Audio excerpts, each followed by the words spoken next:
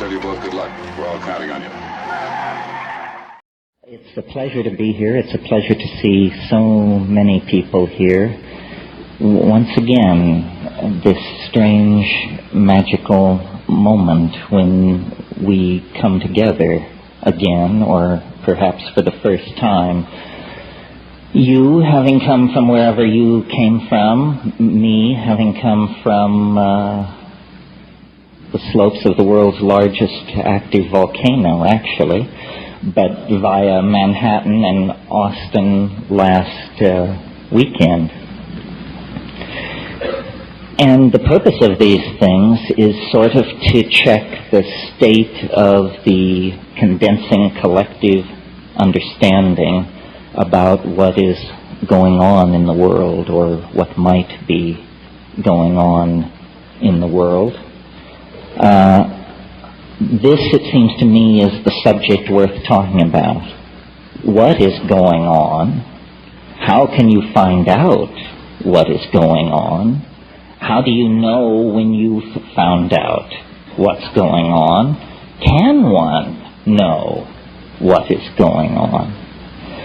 And my involvement with this is no different from your own. A sincere desire to untangle these questions before the yawning grave closes over the enterprise and the entire thing becomes moot. One has, a window of opportunity somewhere between 0 and 100 to solve or understand or penetrate or appreciate or come to terms with the conundrum of being, this amazing circumstance in which we find ourselves, both individually and collectively. Collectively, we find ourselves, somewhere between the slime and the archangels, making our way perilously over the millennia, up the evolutionary ladder toward the Platonic light, or something like that. At least this is the myth of intellectuals of the high-tech industrial democracies evolved over the past 150 years, the triumphant ascent of organic life toward ever greater complexity. Individually, we each find ourselves born into a culture we had no share in designing, but that we will be expected to inhabit, inculcate, and in fact pass on to our own progeny. And so this is our circumstance, I think, individually and collectively. Thrown into being, Heidegger said. We didn't ask for it. Here it is. What are we to make of it? And obviously, if you toured the halls of this exhibition, we are to make much of it and money of it. These two principles seem to emerge. That there is much to be said, many ways to slice the pie, and the market economy is a very fertile domain in which to thrash this all out. You can sell your answers, you can trade your answers, you can upgrade your answers, you can subscribe, serialize, retrofit, export, import, and reinvent answers. Ultimately, I wonder how satisfying all this is. And I'm always amused at my own position in this situation. It's a great paean to the tolerance of the New Age that they keep inviting me back. I'm sort of like the crazy uncle, or, you hope for good behavior, but you understand that it's a gamble. Because I'm very ambiguous about much of the methods and ways by which we do our intellectual business and pursue the matter of of community and salvation. The intellectual tension that seems to work its way through this society almost like fat through meat is the tension between scientific reductionism and the deeply felt intuition of most people that there is a spiritual dimension, or a hidden dimension, or a transcendental dimension. And of course, downloaded into language, it becomes easily ridiculed. And downloaded into tasteless language, it should be ridiculed. But so when we try to formulate our spiritual intuitions, they are inevitably, I think, tainted by what we bring to it. And I was struck as I moved through the hall. It was almost like an exhibition of language types as much as an exhibition of products or possibilities. What were being sold were closed systems of jargon, which once opted into tended to produce answers in a short loop of possibilities. All closed systems of thought are like this. And to my mind, at what seems to me very elderly age of 50, and I know to some people in the room it does seem very elderly, and to others I seem a pup. But anyway, from this vantage point, it seems to me that all of these ideologies are cartoon-like. They flatten, they simplify, they betray, they amuse, which is also cartoon-like. And in amusing, I think that this is where their health-fulfilling and salutary worth lies. They are intended to provoke a small smile. That smile will lift you a little further up the ladder, the rungs of the ladder of being. So I thought today what I would talk about is some of the conclusions that I've come to out of a life of psychedelic voyaging, living inside this insanely contradictory society, and going through the standard moves: marriage, divorce, children, career, controversy, allies, enemies, attorneys, counselors, consultants, accountants, so forth and so on, the same world you live in. What have well, the first thing I concluded was to try and flee it, which I did a pretty good job of by going to Hawaii, which, believe me, is a private Idaho.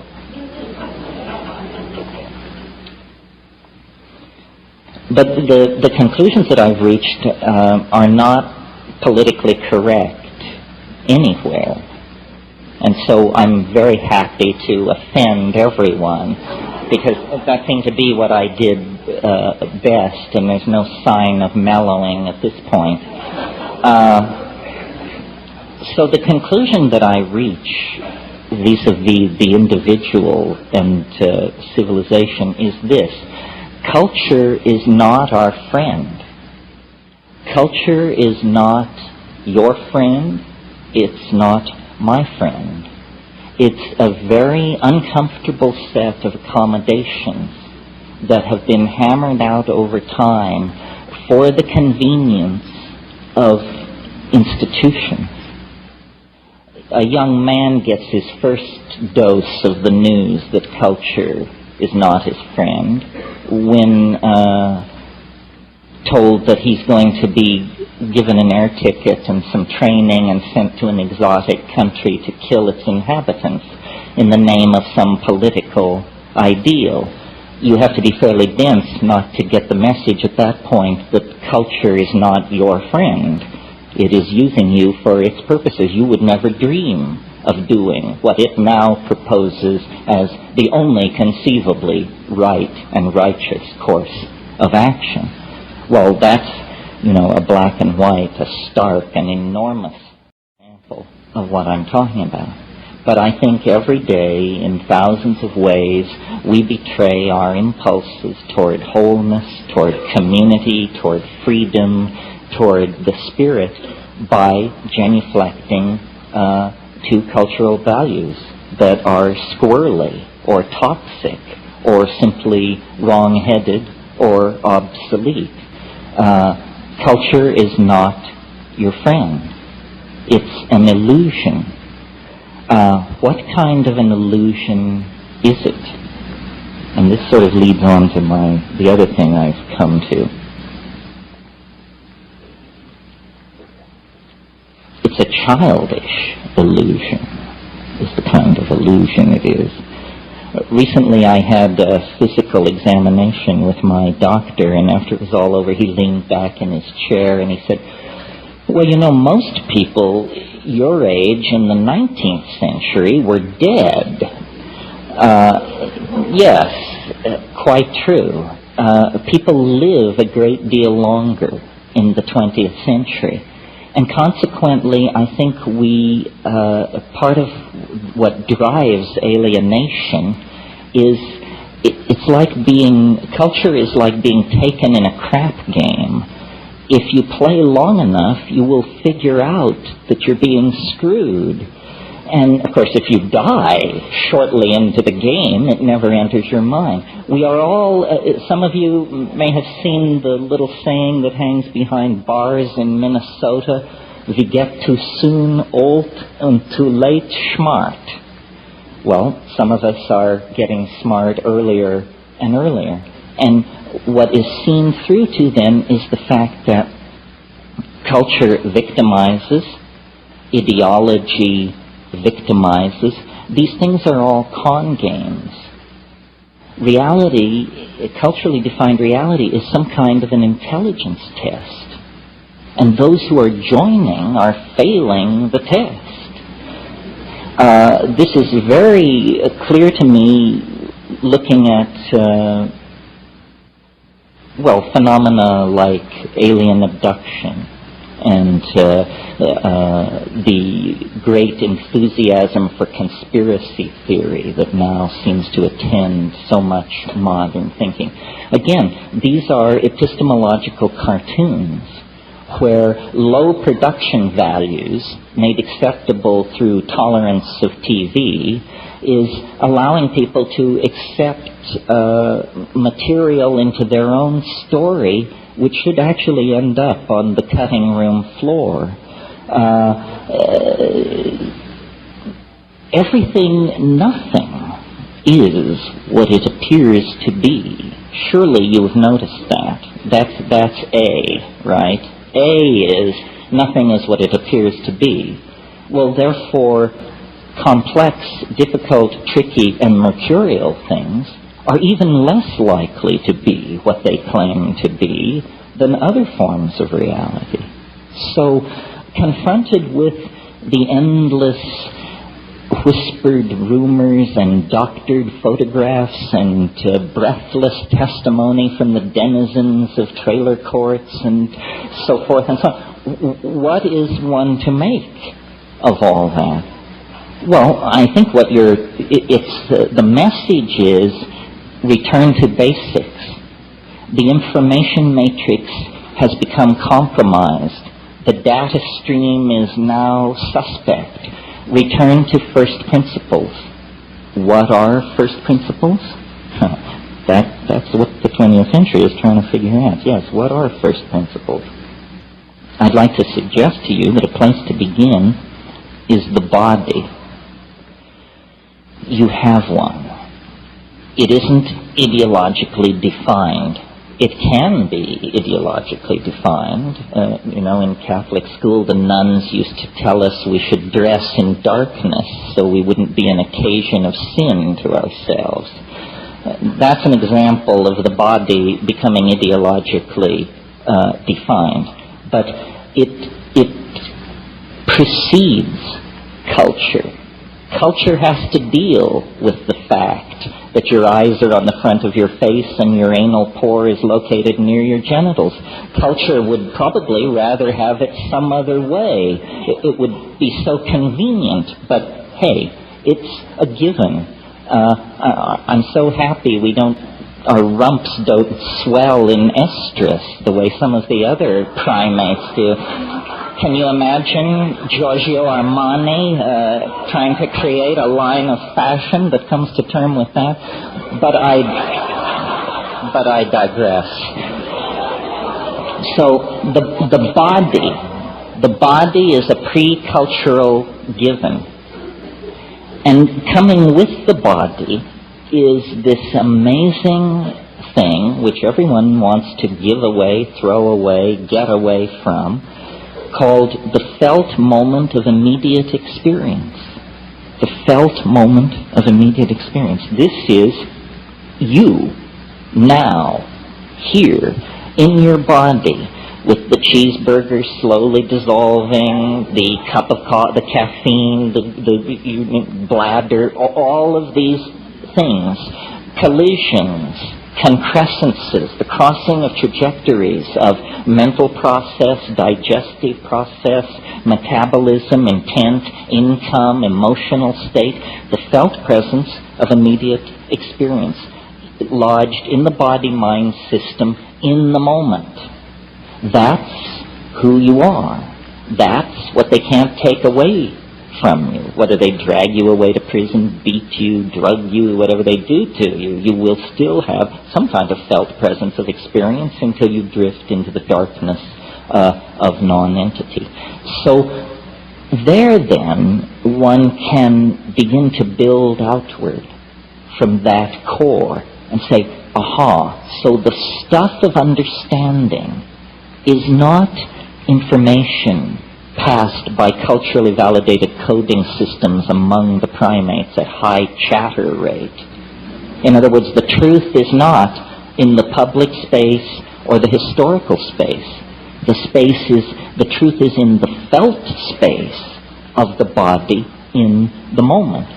Well, so some great religions have gotten this far. And they, whatever they are, and there are many of them, come at last to advocate something called meditation, which has many guises and travels under many names and methods. But what it primarily is attention to attention. And what it primarily reveals in the ordinary metabolism is frankly, bloody little. Good meditators will tell you how incredibly boring it is. And the rhetoric of the religions that have made meditation the centerpiece of their ontology is a rhetoric of nihilism. I mean, this is, I should have said nihilism, because this is sort of the dirty little secret of Buddhist ontology. It isn't the cheerful new Buddhism being exported from California. It's the old-style Nagarjunian Buddhism that says, it is an emptiness within an emptiness, after an emptiness, before an emptiness. This is Nagarjuna on the nature of Bodhi mind. But interestingly, meditation, pursued not for years or lifetimes, but pursued as a cultural project over centuries, leads not to a clarifying of this philosophical emptiness,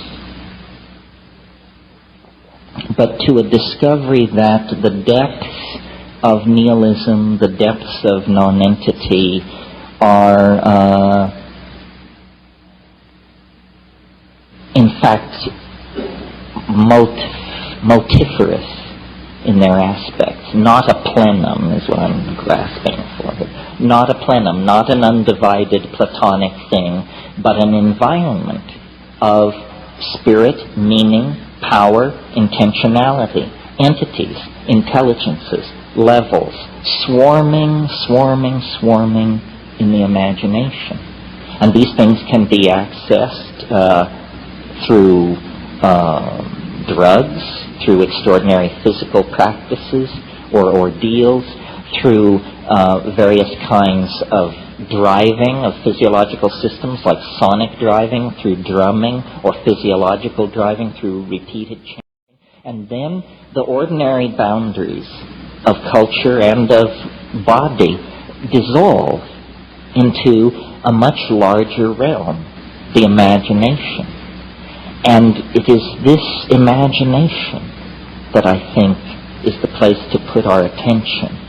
The imagination is a dimension of non-local information.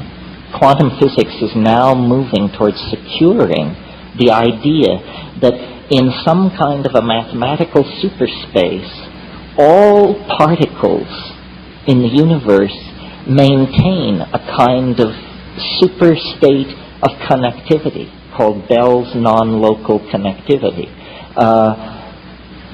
What this means to me is that the imagination is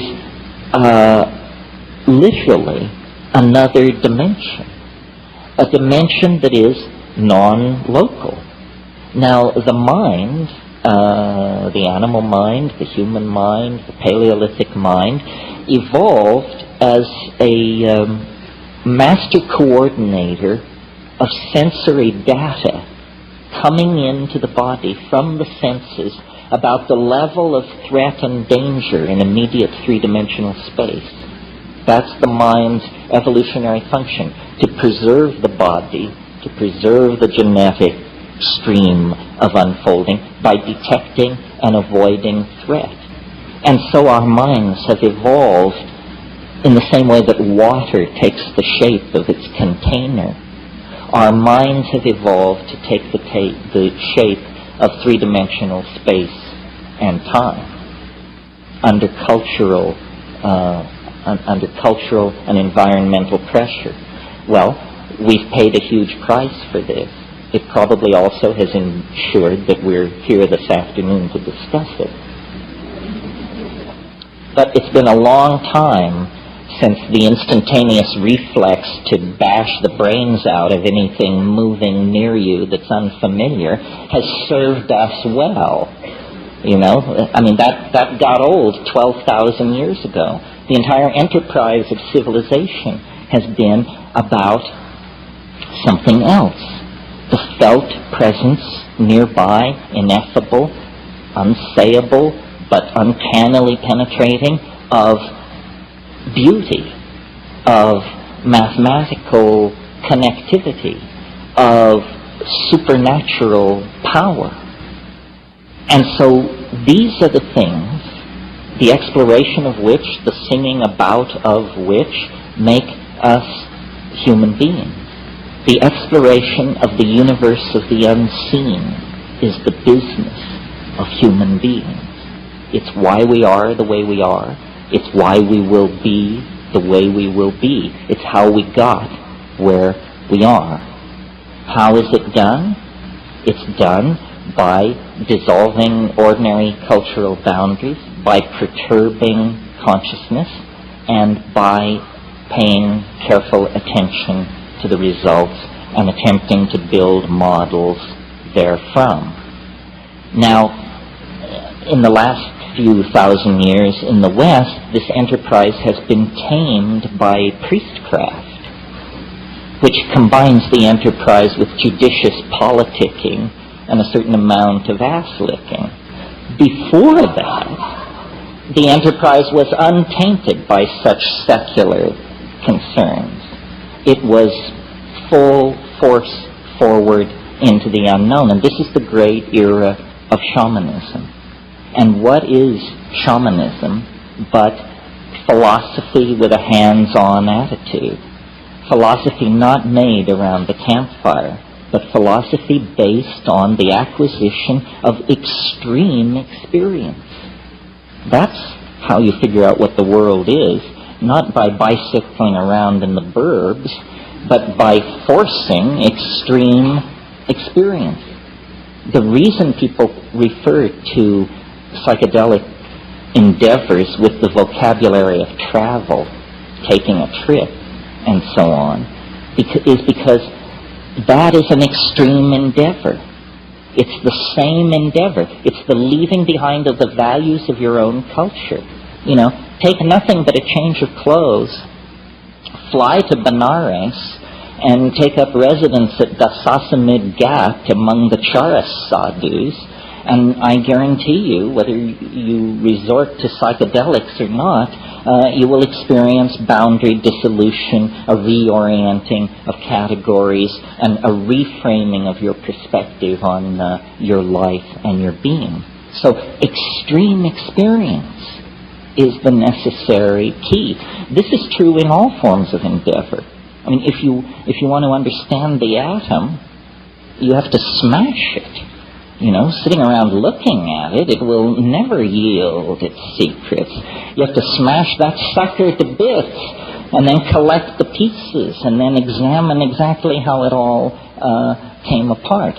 In the same way, and without, going too far afield for the pun, we must smash ordinary consciousness. Get smashed. And then look at the pieces flying in all directions and say, gee, I didn't know minds could do that. They can't in the workaday rote of, living inside the little boxes of positivism and constipated behaviorism and all the rest of it. So extreme experiences. But, you don't want these experiences to be too extreme, or you will sever the connectivity among the various subsystems, and then we'll have to bury you. And this is always a huge strain on those left behind. So there is a practical element here, which is, okay, so we want to have extreme experiences, but we don't want to have such extreme experiences that we don't live to tell the tale. We want control to some degree over these experiences. Well, this is where the incredible thoroughness of our human ancestors comes to our aid. Throughout time and space on this planet, the tribal societies that preceded us made it their business to discover, catalog, and learn to manipulate plants in the environment as the carriers, as the sources of chemical compounds in the environment, which would work extraordinary transformations on consciousness without physical harm, without physiological damage to the organism.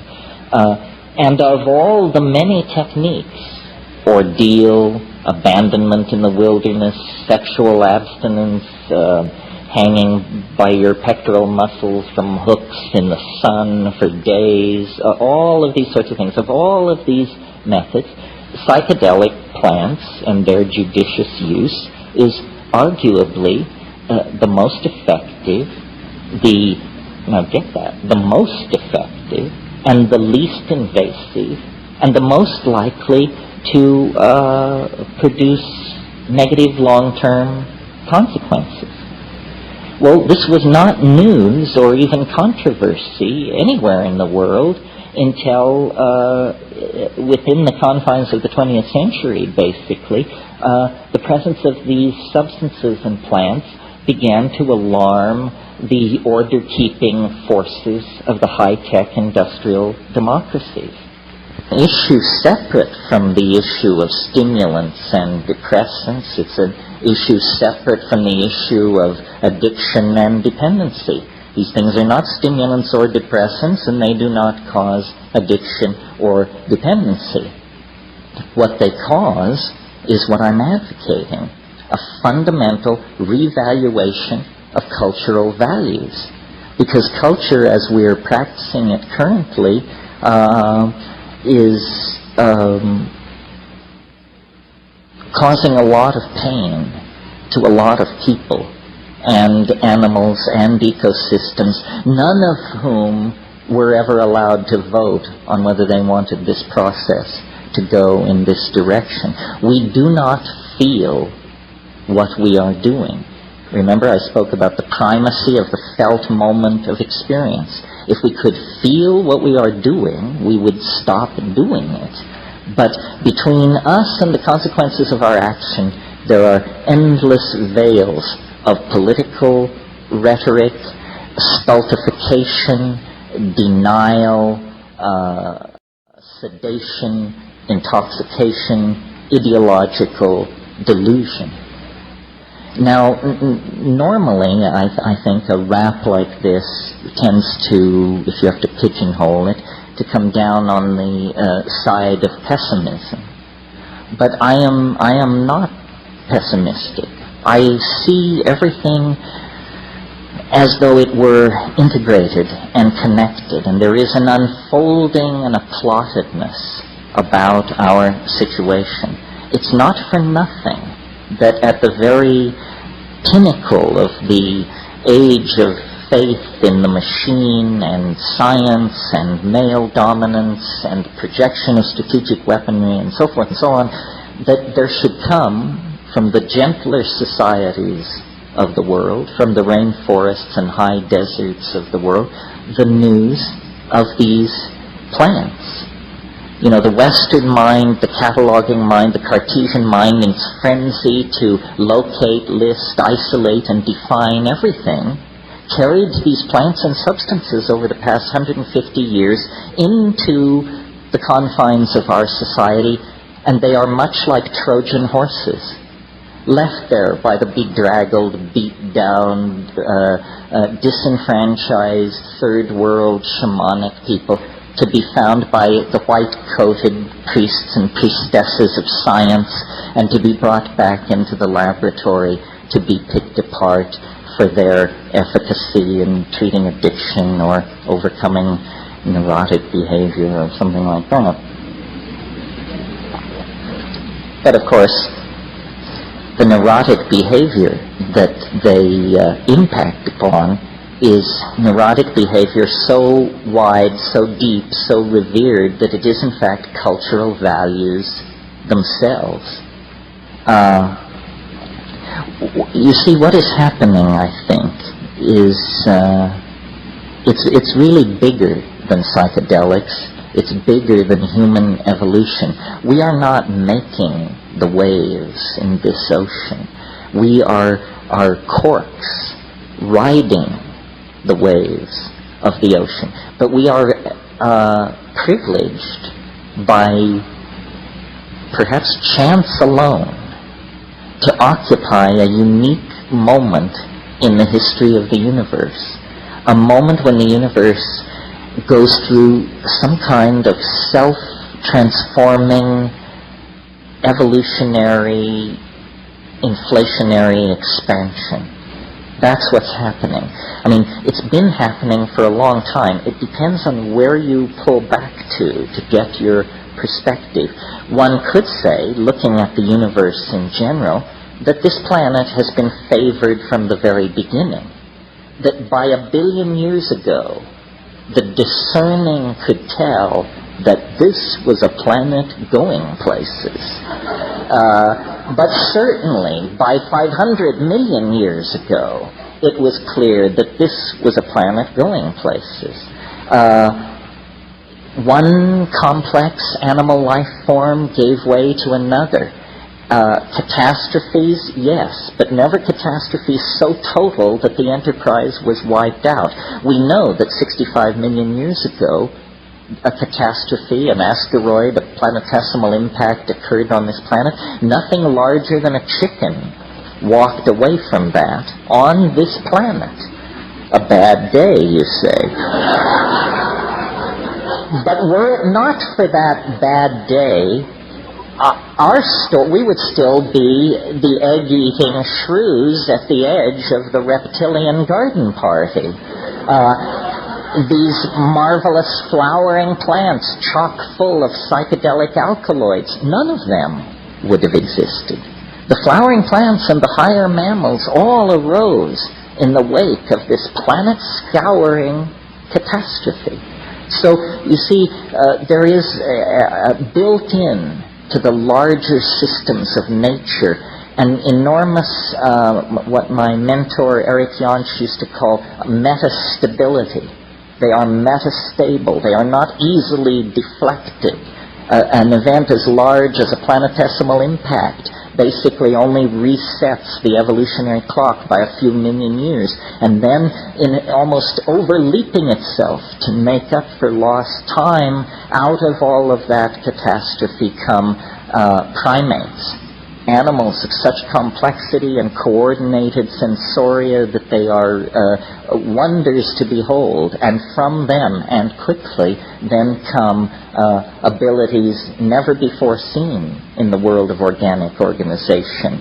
Freely commandable languages, spoken languages, symbolic activity for the first time. Well, at that point, even the academics believe human language is less than 40,000 years old. That means it's as artificial as the dirigible or the hypodermic needle. It's an invention of some sort within the confines of human history, or at the beginning of human history. Recall, in South Africa, we have fire pits and stone tools 2 million years old. Those are not Homo sapien tools, but they're the tools of Homo habilis, the preceding ancestor in the human line.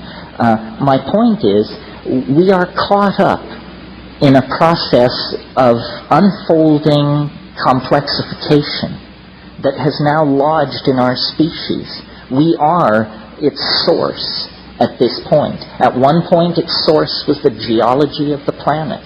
At a later point, closer to us in time, its source was all biological diversity. But as the novelty has increased, the domain of its expression has narrowed, and it is now confined largely to the human species. Oh yes, the rest of nature continues the slow unfolding of continental drift and gene mutation and transfer and so forth. But these things have now receded into the background as the human adventure takes center stage. So it's almost as though, in fact, this is what I believe, that we are not pushed from behind by the causal unfolding of historical necessity, but that we are in the grip of an attractor of some sort, which lies ahead of us in time. And so we are not, as it were, following what the statisticians call a random walk across the temporal landscape.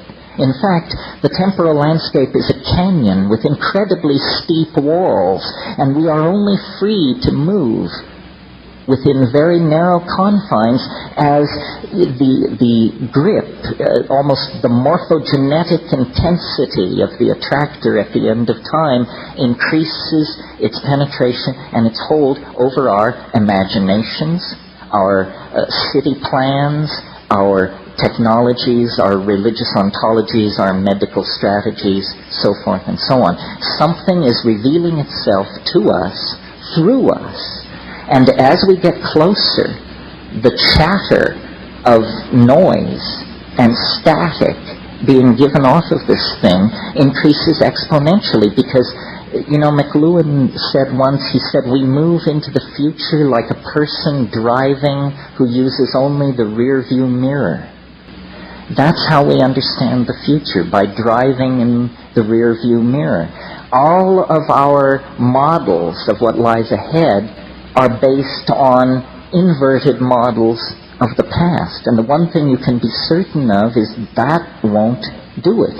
Because we can see a person standing in 1900 using that method would have been wrong about the late 1990s. A person standing in 1600 using that method would have been wrong about the late 1900s, and so forth and so on. You cannot extrapolate from the future from the past into the future, because the real nature of the future is its ding en sich, the thing in itself, and that's what it's trying to reveal. And so the whisperings that reach the ears of the channelers, the visions that come through the hands of painters, sculptors, choreographers, musicians, all of the felt presence of the invisible world is now incredibly pregnant with this message of transformation. And the challenge for each of us is to streamline our language sufficiently that we may mirror this thing in a way that is both true to it and rationally apprehendable to ourselves. And this is a fractal boundary. This is a test of intelligence, because the thing in itself cannot be rationally beheld.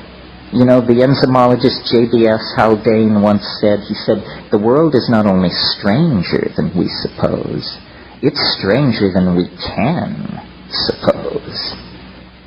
That to me is a dizzying thought, and obviously true.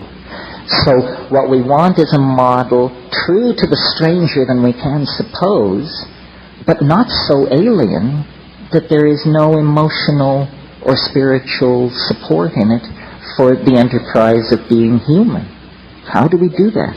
How do we inculcate the unspeakable mystery of the transcendental object at the end of time with the mundane nexus of real occasions that happens to be our own existence? To my mind, the answer is it lies in the ability to assimilate paradox. And that means you have to transcend the idea of a closed logical system. You have to live with the idea that there is no intellectual closure. This is, in fact, the door marked freedom, but you've been taught that it's the door marked madness. To live in the light of paradox. Things cannot be, we are taught, both A and B simultaneously. This is Aristotelian logic. A is A. This is as old as thought in the West. But it has to be overcome. And in the felt presence of the moment of immediate experience, it is overcome. The mystery does not lie far. It lies in the immediate moment, in the act, the fact of being. The only time we really confront this is in the psychedelic experience or other moments of extreme epiphany. The model that I have come to wrap around all of this, because I think it's simple and straightforward and it leaves plenty of room for people to add their own filigree, is a dimensional model. God forbid, a mathematical model. But it works something like this. I mentioned earlier that our senses have evolved as a threat detection device and have sort of crunched us down into three-dimensional space. The shaman, wherever and whenever he or she does their shamanizing, the shaman is a person who is able to transcend the dimensional confines of cultural existence. They know more than the people they serve. The people they serve are like children within the game of culture. Only the shaman knows that culture is a game. Everyone else takes it seriously. That's how he can do his magic. I was recently in Australia, and of course Aboriginal culture and shamanism is a topic of great interest down there. And I learned, maybe some of you already knew this, that the term for shaman among English-speaking Aboriginals, of whom there are many, some who have spoken it for several hundred years, or over 100 years anyway, the term for shaman is simply clever fella. And if someone says, I am a clever fella, they are making a professional claim of great weight. But I love that, because it says it all. You know, a clever fella. When I was in the Amazon in my exploring days, we would go up these rivers to these bare-assed folks and to spend time with them. And the people would want to touch the outboard motors and look at your camera equipment and the butterfly nets and gather around, open-faced, totally innocent. You could always tell the shaman, because first of all, he usually didn't come out to see who was there, even though no one ever came, even though these people had visitors once every 6 months. The guy who wouldn't come out of his hut for the only event in 6 months was inevitably the shaman. And when you met him, he wasn't interested in your Velcro or your break-apart, glow-in-the-dark little trinkets or any of the rest of it. He was looking straight at you through the eyes outside of culture, saying, what kind of a person are you? Are you a fool or are you a clever fellow? What is your measure? How much of the situation do you understand? How many levels are you simultaneously aware of at this moment? And, looking into the eyes of that sort of person, you either grow or turn away. You have not much choice. So what's happening with the shaman, I think, is he's a hands-on mathematician, a hands-on non-Euclidean geometer. The shaman enters into the quote-unquote chaos of the psychedelic experience and sees that it is not chaos. It is hyperspace. And in it, the adumbrations of the trees of possibility can be followed. One can see who stole the eggs. One can see who cuckolded the chief's nephew. One can see who will die and who will live. One can see how the weather is going to change, and one can know where the game went. And this is not magic, not in that world. It's impossible in three-dimensional space and time.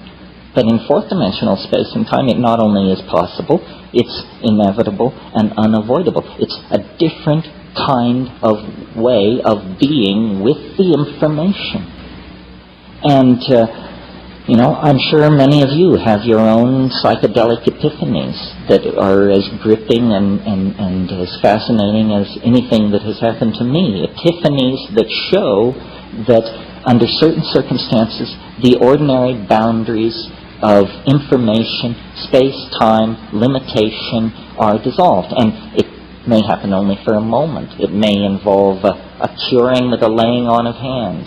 It may involve a sudden insight into a set of complex relationships. It may involve a sudden, unexpected certitude about how a certain event went down that, when checked upon, turns out to be true. What we know about the world is defined by our culture. And the way culture does this is through language.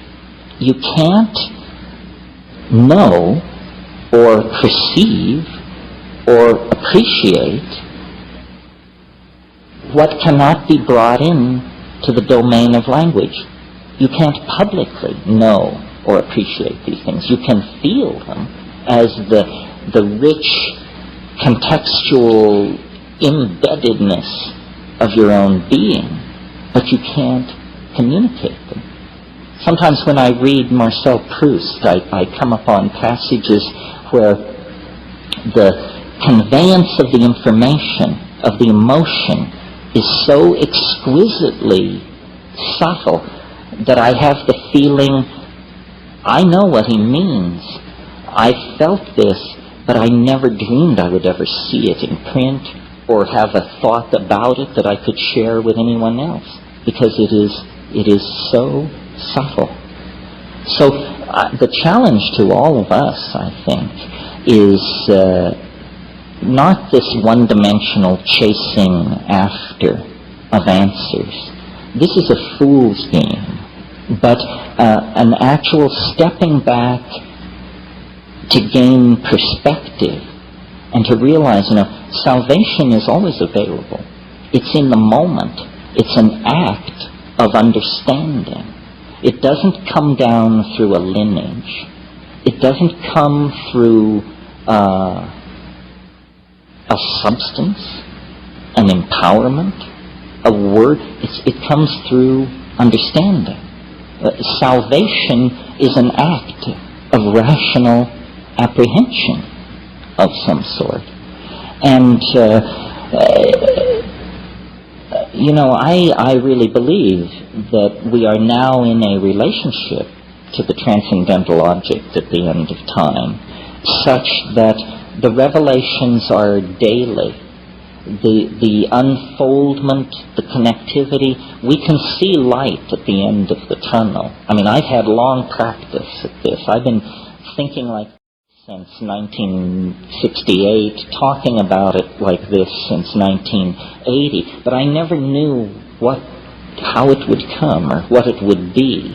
In the last few years, with the rise of a technological, a cultural artifact like the Internet, I now see how it will make its way into the world. We are building the nervous system of the human oversoul. We are individual units operating under social rules that are pushing us ever closer toward dissolving our societies, human groups run by rules, into telepathic collectivities of some sort. I mean, the chaos of the Internet is chaos only to the constipated order freaks of the Hobbesian sociological machine. It makes them uncomfortable because they can't find the head, they can't find the hierarchy. But it's head and hierarchy that have distorted and made human institutions so abrasive and uncomfortable for the people who inhabit them. So I really believe there is no contradiction between technology and the spirit. There is no contradiction between the search for intellectual integration and understanding and the psychedelic experience. There is no contradiction between ultra-advanced hyperspatial cyberculture and Paleolithic archaic culture. We have come to the end of our sojourn in matter. We have come to the end of our separateness. This is all very scary. None of us know what it means, but the forces that have been called into being are now beyond the control of any institution or any strategic planning committee or any banking committee. These things have a life of their own. There is a morphological unfoldment occurring on this planet. It is bringing forth some entirely new order of being. We are a privileged part of this. Individually, our hope is to understand and participate in the epiphany. There is no blame. Nothing is off-kilter or wrong or unnatural or artificial. No principle has been betrayed. This is how it is supposed to be. But as it picks up speed, it's going to become more and more frightening as most metaphors fail. And this is why the rise of cults, and why the grasping at ontological straws, and why the whisperings from various corners of the universe have grown to a roar, because we are uncertain. We are not sure. But I think you become sure by connecting to the source, and then what you become for other people is a source of reassurance. The perfect metaphor for understanding this situation is a birth. If you had never seen a birth, and you were rushing about your daily business and suddenly came around a corner and this was happening, as, for example, could happen to you in India or in Africa somewhere, and here you confronted human birth, if you had not been prepared for that moment, you would have a real emotional thing on your hands. It looks like a medical emergency. Blood is being shed, organs are being stretched, there's pleading and groaning and moaning. You have to have your chops very together to look at this situation and say, how wonderful. New life coming into the world as it has always come into the world. Now, a birth can be simple and easy, or it can be prolonged and tormented. It can be an occasion for joy, or it can end in catastrophe. The key is preparation, understanding, awareness, and a desire to meet the experience in all of its fullness. The birth is coming. The birth is coming. And what it does to the social systems we've put in place, the groaning ecologies that are taking the weight of our billions, what it does to the atmosphere, what it does to the economies upon which you and I depend, this all depends on how educated and enlightened each one of us can make ourselves as the thing moves toward completion. And it's no time for foolishness, and it's no time for rumor mongering, and it's no time for throwing away your epistemological razors and indulging in the spreading of unlikelihoods. It's time to actually pull together. The plants are the pipeline into the Gaian intention. It's just not a coincidence that these plants carry this immense spiritual message. They are the pipeline of Gaian intentionality. We were not out of balance for millions of years, or hundreds of thousands of years of intellectual existence, in which we had humor and song and ribaldry and poetry and horsing around and art and theater. We were not out of balance because our religion involved the dissolving of our cultural values once a week or once a month back into the mysterious mama matrix of primordial being. Once we cut that off, once we began to make it up, or to listen to the most shrill among us make it up, we were lost. That's what we're returning to. Our story is the story of the prodigal son. We left the family farm, the balance, the domesticity, and we made a shaman's journey deep into the heart of matter and of energy, of space and time. We return with gifts, with understandings no shaman before ever had. Quantum physics, fractal mathematics, astrophysics, cosmology, the knowledge of DNA. This is real knowledge, and we shed real blood to obtain it. Now it can be given meaning by being brought under the umbrella of authentic, archaic, human values informed by relationships with psychedelic plants. This is the comfortable future, the hopeful future that lies ahead. To the degree that people turn their back on this, they're going to have a rough time explaining to themselves and their children just what exactly is happening at the end of the 20th century. Okay, that's my rant. Now I want to hear from you. Bobby Seale is going through all types of physical and mental training. That's all right, because we said even before this happened, and we're going to say it after this, and after I'm locked up, and after everybody's locked up, that you can jail a revolutionary, but you can't jail a revolution. Right. You might run a liberator like Harris Cleave out the country, but you can't run liberation out the country.